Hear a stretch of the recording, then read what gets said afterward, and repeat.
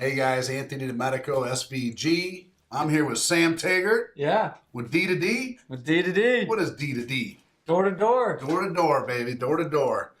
So guys, we brought Sam in today to open up a course here for door to door. We're gonna get out in the field and shoot some actual Yeah, get out there. door knocks Get today. dirty. Get dirty. door knocks today. Let me ask you a question, Sam. Now you door to door, you guys do you have a business that helps companies learn how to recruit, train, and retain more salesmen, door to door salesmen, Yeah. correct? Yeah. Hence D2D. One thing a lot of you guys know watching this, when I got in this industry in 1999, that's how I got in, man, knocking doors, knocked my way Hey, into some of the greats. That's how they to the start. to the roofing industry, the insurance restoration industry. I got in. I left a corporate MBA job. Everybody thought I was nuts. Went to knock doors for a roofing company after a big hailstorm. Sold 3.2 million my first full year in this industry. Wow. Doing this. Made close to 400,000 sales commissions, and Wow. every deal I got, I never ran leads, was knocking doors. So I was interesting. Prior to that, I was a marketing guy, but I really wasn't a door knocking guy. I learned, and I'll be honest, when I first started knocking doors, I didn't necessarily like it. I didn't like walking up. I actually thought I was too good for it. Yeah. Walking up to a house 6 o'clock at night, disturbing someone's dinner, because that's when homeowners are home, evenings and Saturdays. Yeah. So you got to disturb a few dinners to get on those roofs. But I didn't love it, but I knew there was a lot of money in it, and so I got good at it out of greed, right? Yeah. And then I got comfortable and confident after I knocked it enough doors. You just get comfortable, but you never really, those long driveways. I remember in North Barrington or Lake Forest. You never really lose that. There's always that little feeling. I don't care how good you are. Oh, Maybe I'm wrong. I still get the butterflies. Like, You know? even like talking about like, hey, we're about to go get dirty. I'm like, oh man, like it still gives me the butterflies. I mean, that long driveway, you don't know if there's a dog back there. You're going to get a couple doors slammed in your face. And Yeah. no human being likes rejection. Nope. But it's going to happen sometimes. But, you learn to get over that. What are some of your experiences out there? Oh, When you see it? I've been through it all. I mean, I've been knocking doors since I was 11. So, I went from painting addresses on the curbs and magazines to alarms and solar. And I've seen, saving an old lady that's dying to thrown in jail to bitten by dogs to sprayed by the hose to shoved in a fight to, I've seen everything you can think. Now, one thing that I noticed when I got in this business, 1999, I'm getting old. 1999, actually 98, the summer of 98. There were actually more, it seemed like there were more guys willing to go out there and knock doors. Yeah. I mean, It in was my more industry, traditional. it was more traditional. Now over the years, now it's 2018. 18. Wow, January first time, 2nd. yeah, I know, that's crazy. January 2nd, 2018. So 2018, a lot of, and this is from hiring salespeople in my own companies. I've seen the change over the years. Now dealing with contractor clients across the country. Everybody's trying to find and recruit those sales guys and get out there and knock doors, especially in the construction, roofing / storm industry, but probably in a lot of different industries. But a lot of people are having it's almost like finding a dying breed. Yeah. We call it the endangered species. Guys that go out and knock doors and produce $1 million a year in their own business. Have you noticed this change over the years? Is it the millennials? Is it the 100%. technology? Is it Facebook? What's going on out there? Well, it's everybody's dream job is to sit behind a computer, press play, and then just collect checks. And that's like, they think like, oh, I can just, be a digital marketer and somehow set up one-time thing, and it just... Like all these sponsored ads that Yeah. come up. Watch what I do with my funnel when you make $1 million. I mean, come on, man. The guy in that video looks like he never ran a Kool-Aid company. He never set up his own Kool-Aid stand at 16. He's Exactly. You're going to become a multi-millionaire, And create a funnel. There's some benefit to that, but I think there's no substitute for like the grind and face-to-face selling. You know what I mean? I think a lot of people, just the way that cell phones and iPads. I mean, I was over Christmas. I see my niece with she's like 5 and she's got a freaking iPhone, and I'm like, what does a 5-year-old do with an iPhone? And I was like, I told my brother, I was like, dude, I didn't get a cell phone until I was like a senior in high school or something like that. And it was like, and I'm, I'm pretty young, but it's like, I think the problem is most people are stuck behind their screen and they're afraid. There's a bigger fear. It's almost like they lost the ability to connect with human beings personally. Exactly. Hello, my name is Anthony. Exactly. It's what's your name? Looking them in the eye, yeah, and be have like, a little invigoration. Hey, Exactly. good morning. Anything like that. It seems like a lost art of being able to shake someone's hand and look them in the eye. But so a big mission of D2D is really to help bring dignity and honor and respect back to the profession of door to door. You know what I mean? Like, I think if somebody graduated college and went and knocked doors and they had to tell their dad, hey, I have my MBA, but I'm out knocking doors. Like, you know what I mean? It would be like this like shame, right? Right. But it's like, if we can help like bring some dignity back to that, just like, I mean, it's the same thing as I do software sales, I do medical sales, I do roofing sales. I just prospect in a way that is like so more efficient than sitting there like doing car sales where it's like, I better just wait for them to show up to the lot. Maybe I could sell them. Or door to door, it's like, dude, I have an endless amount of people ready to buy. I get to go talk to them. Like, I'm the one being proactive. Let's talk about the number one pain in our industry. A lot of contractors watching us right now. We'll get into the door knocking and the training later. In fact, you're going to door knock me later in the field today. Hey, I'm going to be Mr. Smith. Easy sell. We're going to see what this guy's capable of. A salesman. I'm going to have an old roof, no storm. Love it. And I want you to just sell me a roof. I love it. Okay. But till then, so one of the biggest banes of the industry, you probably run into some of your clients, is recruiting. Yeah. So before we even get to the training, you get train these guys, how do we find someone, and I'll tell you some of my ideas, but how do we find those girls and guys that are capable or would possibly be capable down the road of knocking doors and being successful? Because where the hell do you find these guys? I mean, is it Craigslist, Indeed?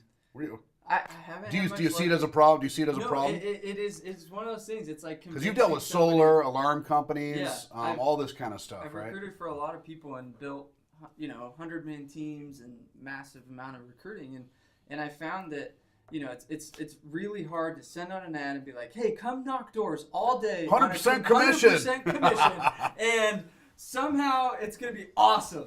We got a great weekly draw program. Exactly, and and I didn't even have those. I went straight commission, no draws, no nothing. It was like, if you don't sell, you're done. So I had to learn like really how to go attract talented people. Do you think there's certain recruiting ads that might stand out more than others to attract that tech caliber person? Yeah, I think you kind of almost have to do a little bit of the bait and switch. You got to get them in the door, and then you have to present it in a way, especially roofing. Like, you have such a cool advantage where it's like, I could sit there and run a marketing an ad and be like, I'm looking for people with bad roofs. But it's like, no. So you explain it in a recruiting interview. You say, hey, the way that we go find roofs is simply, the only way to do it is Google image. Everything's not going to show us a bad roof. Online, I can't be like, yep, your roof's bad. Well, I think in a recruiting interview, you might want to show them the money, because most people walking that door don't give a rat's ass about a bad roof. But they want to know immediately, how much money can I make by listening to you talk for another 30 seconds. And that's important. But what I'm saying is, you can explain the way of knocking doors is the most efficient way to actually do our business, simply because I can look at somebody's roof and say it's bad and go knock that house, and I can direct target the right people. And so that's the way you could just subtly bring up, that's how we do our business. But how do you get them motivated to come in the door? Because you're not going to be able to talk. You're not going to talk about roofs over the phone with somebody and get them motivated to come work for you. I mean, you got to show them the money. So show me the money, man. I agree. I think money's like super important, but I also think like a lot of people fail to show culture, company values, like their company as a whole and how it's growing and opportunity, because money's always like a huge motivator, and it's usually an initial like hook. Especially for salespeople. Yeah, for salespeople, it's like, hey, how much money can I make, right? That's always what they're going to first ask you. But what retains somebody is helping craft a bigger vision to help them reach their goals. And I think the biggest failure that most recruiters have in an interview is they just talk about money. They're like, oh, you're going to make this much money this year. You're going to, these are the commission checks of my guys. It's like, well, that's obvious, and that's important to talk about. But if you talk more on a deeper level with these people and say, hey, like, let me ask you a few questions about you, and dive into like who they are and what they're trying to accomplish, and say, hey, what's your 5-year plan? That's like one of my favorite questions to ask. And it's like, hey, let's reverse engineer. Let's reverse engineer over the next 5 years. If you're trying to become, independent or get into real estate investing or whatever, it's like, okay, so what do we need to make year one, and how do we reverse engineer this? And, not even financial goals. It's like, I think so many people fail in recruiting when they just money. Mm-hmm. And that, to me, is going to attract almost some companies don't even know how to show them the money. Yeah, a lot of times guys come in here and go, hey man, there's a lot of money in this business, come work for me, you're going to make a lot of money, and that's it. And they don't have visuals, they don't have something as simple as a financial outline. This is how much you want to make at the end of the year, this is how many jobs you got to sell, this is your average commission rate, yada yada yada. So having some of those visuals at that first interview, Some guys don't even have that. Yeah. Hey man, you can make a lot of money. Come knock doors for me. That ain't good enough anymore. That was the old way. You could do that in '99. No, 100. And when I first got These days, you got to sell that job, man. Exactly. No, and that's like when I first got into it. We had a back end check. We get a big check lump sum in October. Right. You get the draw. Yeah, you get the draw check, and then later on you get the back end. And then we would just slide that and be like, "Yep, that was my back end, $80,000 or $100,000 or whatever Took me it was." 9 months to get it. Yeah, exactly. It's like, I've had these little checks, and then boom, look at this one, and then that would always shock people and be like, "Holy cow!" But as it's evolved, what I've noticed over the last like probably 5-6 years is I'm in a very heavy recruiting in like door-to-door competitive cutthroat space. I live in Utah where it's like You're talking about solar, alarm, I'm everything. talking like they're literally meeting with 7 different companies what company they should sell for, and you're sitting there competing and pay scales and this, and it's like I've just found like that's life. You're always going to be competing against a different job. It's like whether they're going to go sell for you, they're probably interviewing, they're interviewing for a medical sales job, or they're interviewing for, a marketing spot or whatever, right? And it's like you're now competing against whatever other opportunity is out there for them, because unemployment's low right now. I mean, it's not like real low. It's not like everybody's begging for jobs right now. It's like every store has a we need, we're hiring signs out because unemployment's so low. The tax rates people are gonna hire more. Exactly. It's 20% if you're an LLC or an S corp this year. Yeah, and so it's gonna become guys like me are gonna hire more people because I want to grow. Yeah, exactly. And so we're creating more and more jobs, and there's not really a huge scarcity of jobs right now. There's really a scarcity of laborers, and so you have to be way more strategic and smart when it comes to recruiting and building a bigger picture than just getting paid. Because let's say when that guy first walks in the door, and this is a lot of contractors, look, in the you guys know watching this right now, but in a storm chasing world, you put these ads out, guys. So what kind of business? Well, we're doing insurance restoration. We had a huge hailstorm in your backyard. Oh, this is just going to be a 6 to 9 month opportunity. Or they come in the door and they're like, oh, this is storm chasing. Isn't that kind of jiggy? Storm chasing didn't always have now it's changing. It's becoming kind of a sexy industry. They call it the $300 billion insurance restoration industry, but it still has that old connotation of storm chasing, out-of-state guys coming in and yada, yada, and that kind of thing.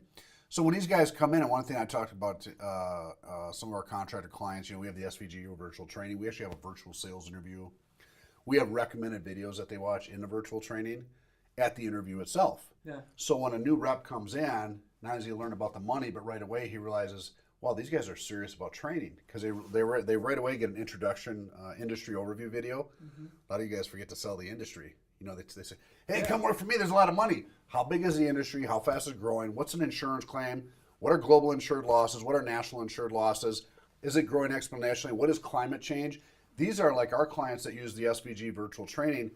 Right at the interview itself, they're watching these videos, learning about the industry, not just how much money you can make, going, wow, this company's got their shit together. Yeah. But they also have this comprehensive training program. So they're not only learning about the money, but they know they get this badass training system right away. So I call it like my 3 elements in a recruiting interview. It's you talk about the industry as a whole, and you have to sell them on the industry, but then you have to sell them on your company. There you go. Yeah. Right? And then you have to a lot of guys forget the industry, yeah, right? They forget. You start with the industry. It's like, why the heck should you now get into storm restoration? And how many guys don't even know their own industry stats?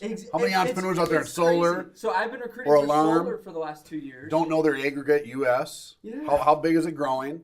What are the opportunities? And that's we always start with that in SVG, because I think the new recruit needs to be sold on the industry as much as the company, the entrepreneur itself, right? Exactly. So do I want to make a career out of this industry? Yep. Because if they're not attracted, like if there's no why behind why the heck they sell roofs, because it's like at the end of the day, most people are like, oh, I want to do what I love, and it's like, well, we all want to be NBA basketball all-stars, but at the end of the day, it's like I'm 5'10", right? So it's like. You got to say, like, okay, how do we make this industry sexy to get into? Because at the end of the day, like, if they're not excited about selling a roof.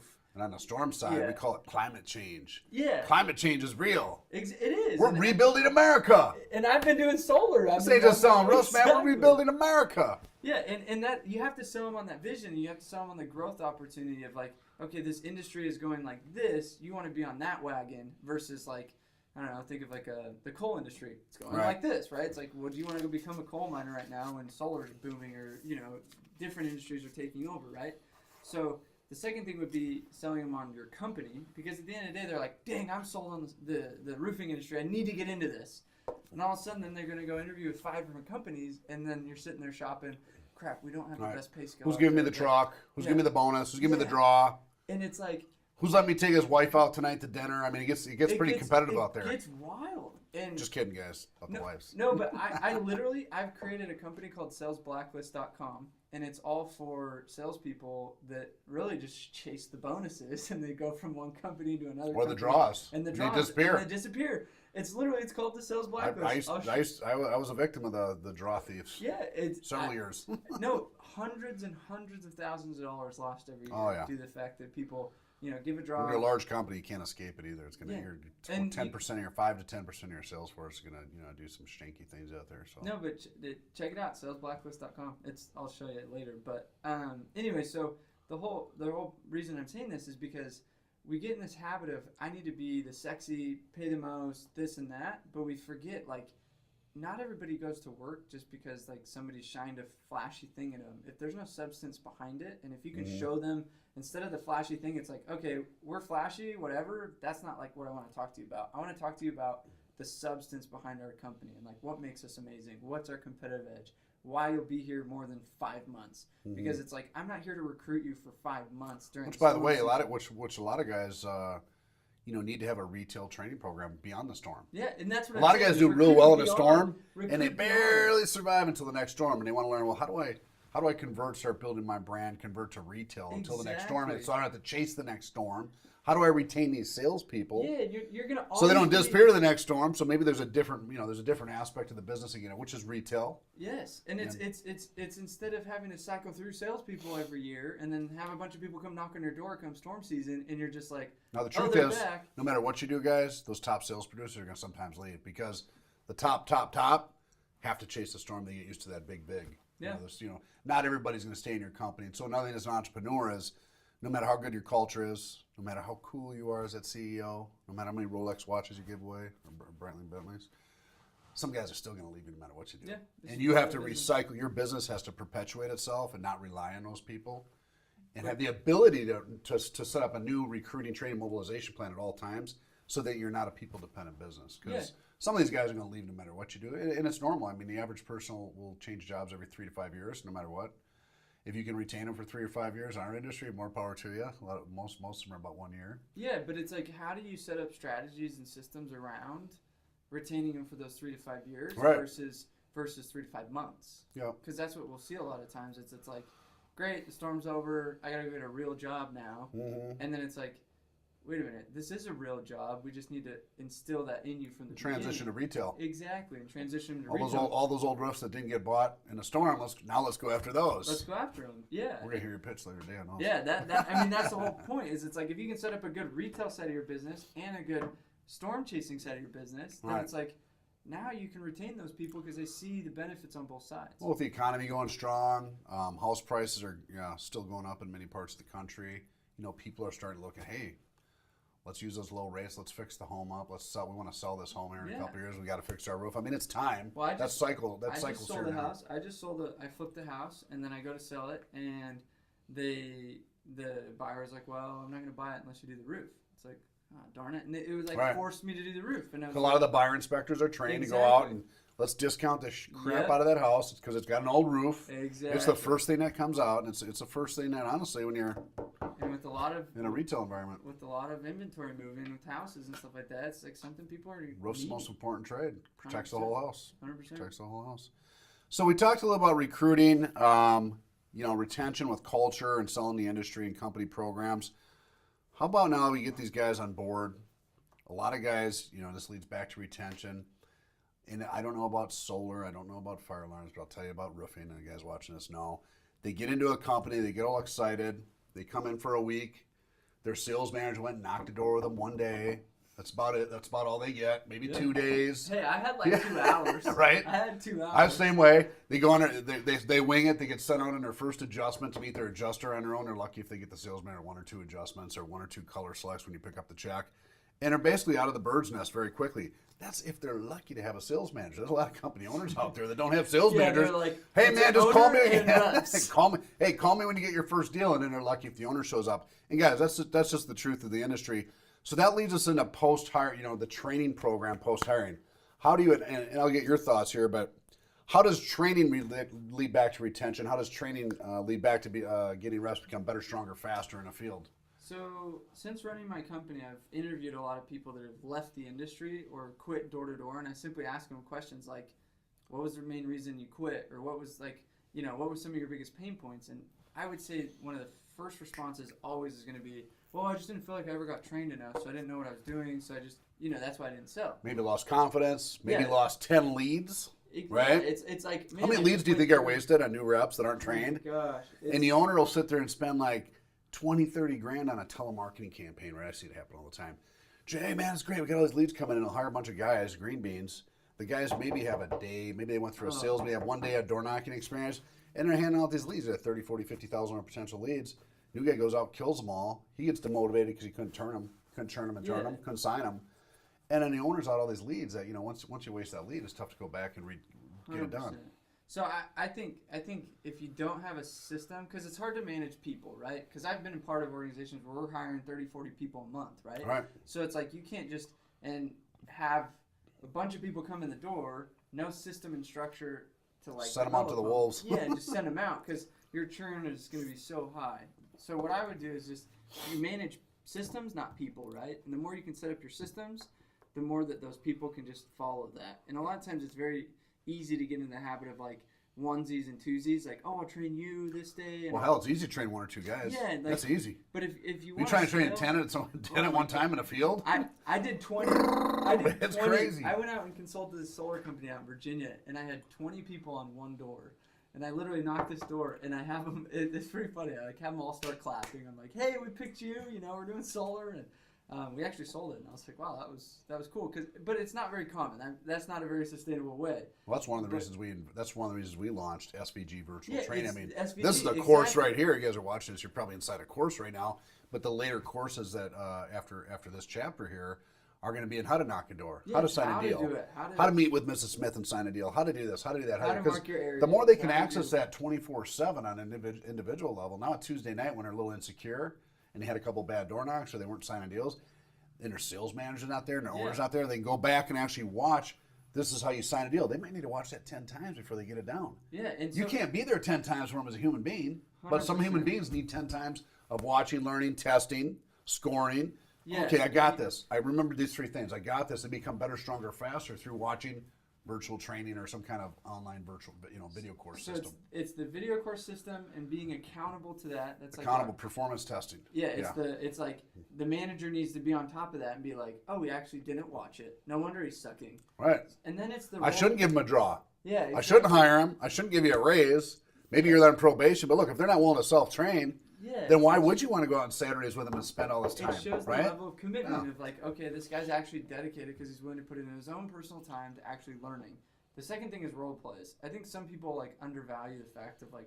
I'm big. I love role. Skit training is huge. It's and most people are like, oh, we're gonna do some skit training today. Yeah, and some people think it's dumb and whatever, and they're like, oh, no, I just do better on the doors. I gotta need a role play. I'm like, no, if you can't make a free throw off the court, you're not gonna make it in the game. Like you're not gonna be able to just like. Role playing is the only way we grew our business. See, before virtual, I didn't have virtual training for my own companies. Abelard, we were in 18 states. Me and my partner were really good at getting those 15, 20 guys in a room. We had a whole system down for it. And then we'd weed through them through role playing and get down to the best, 5 or 6 of the batch. And then we'd field them the next day on Saturday and get them out knocking their first door. But before virtual training, that's all we had. So we did skit training, knocking the door. They'd break up in teams of 2. They'd knock on each other. They'd learn how to sign a deal. And they would get used to that conversation on another human being, which is important. And all the little things. You'll watch somebody from day one suck, right? And then they start to role play and their confidence just gets boosted. Even before they even go hit the doors, it's like, wow, like my manager was like, wow, good job. Like you're doing great here. And it's like, okay, maybe I do got this, right? And the more you can help practice and build their confidence, like role playing, the more they're going to actually then. Even on rainy days, maybe it's 3 months later. And you got a rainy day, what are they going to do on a rainy day? So you get them all in the office, get some pizza. Yeah. Hey, guys, we're going to practice calling commercial today. You're not going to be knocking the door. You're going to be walking in and pitching a property manager. Here's your script. Let's practice. I mean, and that kind of stuff's fun. Sometimes we used to do a contest, and we'd get up and the best skit in front of the group. This is for brand new guys. We get like $50 or $100 cash. And that would motivate the heck out of them. Oh, and now they're getting up and they're actually doing it in front of other groups of people, which is actually really hard to do, especially when you're new to a business. You get up in front of 20 people you don't know, and then do a door knocking skit that you just practiced for 3 hours. But once you get through that, you feel a little more confident the next day doing it on the door. 100%. So I mean, skit, I'm a big believer in skit training. So the next thing on training that most people like really underestimate is the motivation piece. So like so many people focus on the how and they stop and they forget to focus on the why, right? Mm-hmm. So a lot of times we're like, hey, you say this and here's the script and here's your videos to watch and here's this, but they fail to say, man, as long as this guy's super hyped and jacked, like the words will come out. Like he naturally will probably figure it out. Mm-hmm. But how do you keep motivated every day? Yeah, how do you keep them motivated every day? You teach them how to set goals. Yeah, teach them how to set goals. Teach them like have bigger purposes. Teach them to make bigger impacts and to want to inspire other team members. We have an exercise in a later course inside SVU called the vision statement exercise, where they literally map out. They set a goal by December, how many jobs they need to sign, what's the average commission rate, what's their commission going to be, and they do a calculation. But it starts with what do they want to have change in their life this year? What are your whys? Personal, financial, business. Do I want a new car? Do I want to buy a ring for my potential wife? Do I want to lose 20 pounds? I better get on some more roofs if that's the case. But what are your whys? And then we translate that back into a financial equation. So they're equating their goals into a financial objective by year end. And it's like, and it's consistently staying up to date with like, are they on track with their goals? And if they're feeling demotivated because they're not on track, it's like, how do you motivate those? How do you have those coaching conversations? That it's maybe it doesn't have to relate to sales or money. It may just have to relate to their relationship with their wife that day. Right. But it's like you're showing that you're like truly care and you're being a good leader and mentor in that situation. Right. And I think you'll retain your people a lot longer, and those people will go to bat for you a lot. Like they'll actually go work harder for you the more that they can see you caring. And some of them. Yeah. Not all of them. But not everybody wants to be successful, guys. We run it all the time. That is very true. You can throw the motivation, the goal setting. We shove Rolex watches down their throats to hit them. But all this kind of stuff, be their best buddy, take them out for a beer, kind of show. And no matter what you do for some people, they choose not to be successful. And so you have to, as a leader, you also have to identify that part of your population, your sales team. You can test the temperature of like what's their true desire, right? Right. And you got to realize some people are happy making $40,000 a year. Does that mean you? No. But like at the end of the day, it's like, what if their goal is to make $50,000 that year, and we're sitting there expecting them to want to make $100,000, right? So it's like, okay, so how do I? Well, they're probably not in sales. If they're in app caliber, they probably shouldn't be in sales. Anyway, but at the end of the day, it's like you got to figure out. It's like, well, do I want to keep that kind of guy that's like stoked on making $50,000, or do I want to go find people that are stoked on making $150,000? You know what I mean? Whatever it is.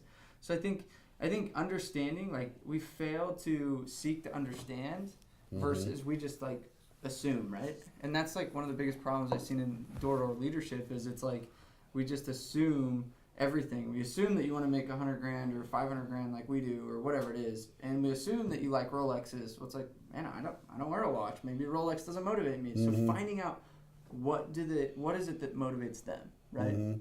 Or if they're just not motivated, get rid of them. Right. Yeah.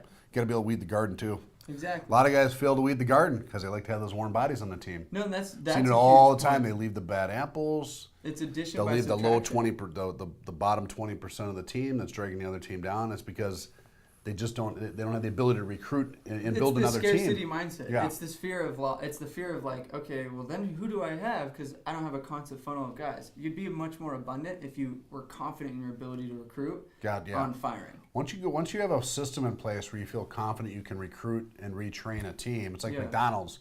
Do you think the CEO, the manager of McDonald's sweat it when the fried chef misses work on Monday? No, it's like because they put an ad in the paper and they're always in a perpetual state of hiring and training because they know as a major corporation that they needed to always have new recruits in their system. Yeah. Otherwise, they wouldn't survive as a McDonald's. And so, most of these smaller companies, if they had the same mindset, they would actually scale much faster. Well, I found it's crazy. I would go a summer, right? And so when I did alarms, I'd start with let's say 40 guys. And if a couple would fall off in the first couple weeks, and then I'd have probably, let's say 30 guys midsummer, and then I'd cut 10 guys, and we would do more production with 20 guys than 30 guys once I cut those guys. Because you got the 10 laggards that aren't, hey man, exactly. when do I get my next I call them the lobsters that are bringing down everybody else. And it's like, get rid of the lobsters, and take your crew that it's like, man, these guys are really out here hustling, and you'll see that it just pushes the needle even Got to weed farther. the garden, guys. Yeah.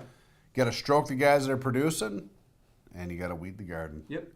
All right, guys, in the next chapter, we're going to get into some actual door knocking skills at the door with Sam. He's going to show us what he's got. Love it. See you soon.